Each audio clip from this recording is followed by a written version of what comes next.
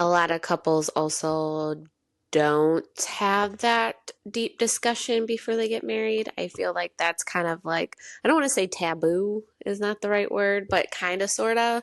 I feel like that's kind of one of your major talks before you get married, before you decide to even get engaged. But not everybody does that, and or thinks about having that discussion before making that commitment to one another of, okay, how is it going to look? But also, our situation is not traditional at all. Most people don't have two separate households. I mean, we have two separate incomes, but we have two separate households that we have to take care of as individuals. I feel like we think of each other's households as ours as well because we're equally yoked, we're one, but we still have two separate households in two different states. So rent is different too, utilities is different. So like paying for that kind of stuff on top of the things I need, the things he needs in regards to that. So it's definitely kind of fell into place a little bit because we already had kind of a weird situation of being in two separate households.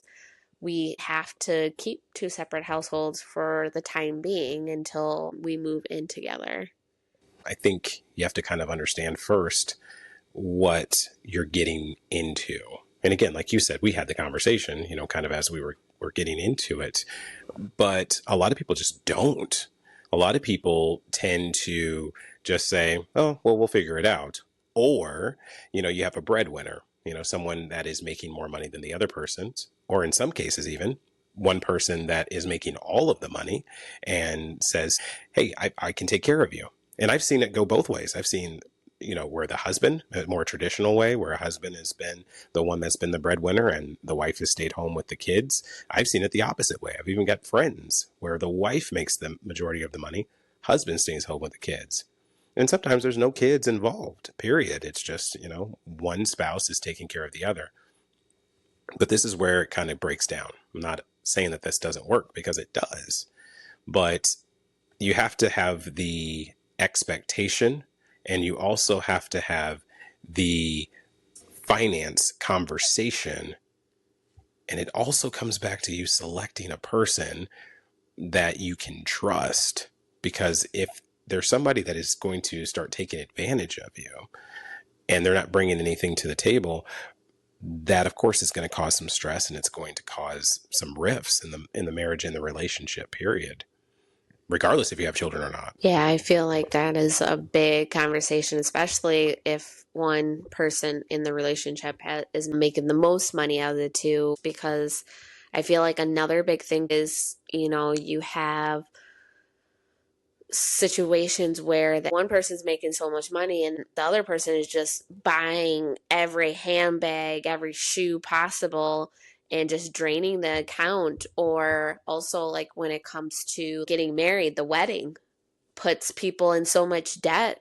Not saying ours, we did pay for our own wedding, so we didn't have any family that, like, bits and parts, we had a little bit help, but like we paid for mostly our wedding. So I mean, weddings are not cheap, but I feel like also people put themselves in debt before even saying those I do's. I feel like that's another big thing too. You're kind of already setting yourself up for debt, and then you're trying to catch up already before you establish a home, and just having those conversations of like, what's a priority? Yeah, because it's really not overly about the actual finances itself. It's the stress that finances bring as to why the relationship breaks down. So, a couple that does not have a lot of money versus a couple that has a lot of money doesn't matter, but that you can still have the same problems, whether you have a lot of money or just a little bit of money, because again, it's the stress that finances bring. So I know a lot of people say, if I had more money, maybe, my husband would be happier. If I made more money, my wife would be happier. It has nothing to do with the amount of money that you make. It has everything to do with the way that you spend it and the way that you budget it. And then again, the stress that comes from it. Having a person that is going to be in agreement with you on the things that you're buying and what you're prioritizing is key.